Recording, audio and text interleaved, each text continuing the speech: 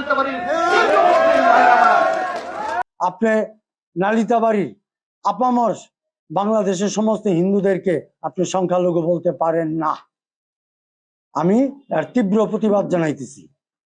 আপনি অচিরেই আপনার এই বক্তব্য প্রত্যাহার করবেন বলে আমি আশা করি। এইখানে আমরা হিন্দু, মুসলিম, বৌদ্ধ, খ্রিস্টান সহ আরো যারা আছেন, আমরা ধর্মীয় সম্প্রীতির মাধ্যমে আমরা বসবাস করে আসতেছি, যুগ যুগ ধরে বসবাস করে আসতেছি। আমি এই ভিপি আনোয়ার মহোদয়কে আমি একজন পরিচ্ছন্ন রাজনীতিবিদ হিসেবে জানতাম। ইতিপূর্বে উনি যখন পৌর মেয়র ইলেকশন করছেন, যাদেরকে আজ উনি সংখ্যালঘু বলতেছেন, এই হিন্দু সংখ্যালঘুরা তাকে ভোট দিয়ে মেয়র বানিয়েছেন। আমি তাকে একজন পরিচ্ছন্ন রাজনীতিবিদ হিসেবেই জানতাম।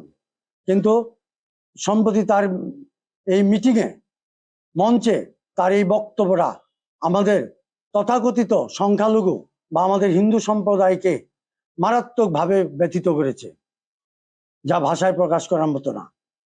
আমি ভিপি আনোয়ার সাহেবকে বলতে চাই, আপনার বক্তব্য, আমি জানি না, আমি কোনো রাজনীতি করি না, আমি সক্রিয়ভাবে কোনো রাজনীতি করি না, আমি একটা ধর্মীয় সংগঠন করি।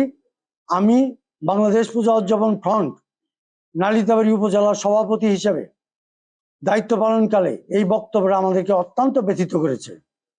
এই বক্তব্যটা উনি পরিকল্পিতভাবে দিয়েছেন নাকি ভুলে দিয়েছেন, এটা ওনার ব্যক্তিগত ব্যাপার।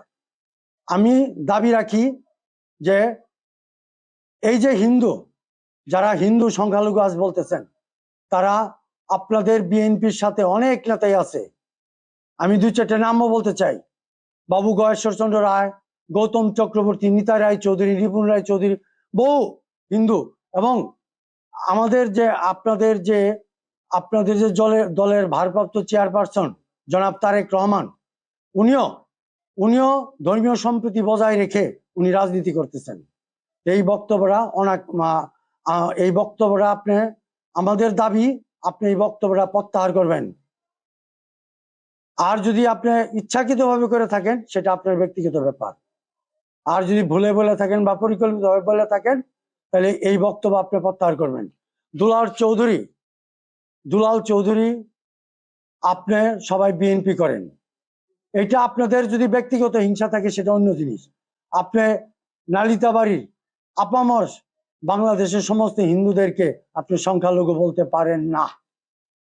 আমি এর তীব্র প্রতিবাদ জানাইতেছি। আপনি অচিরেই আপনার এই বক্তব্য প্রত্যাহার করবেন বলে আমি আশাবাদ ব্যক্ত করি। এবং ভবিষ্যতে এই সব ধরনের বক্তব্য দিলে সাম্প্রদায়িক সম্প্রীতি নষ্ট হবে বলে আমি বিশ্বাস করি।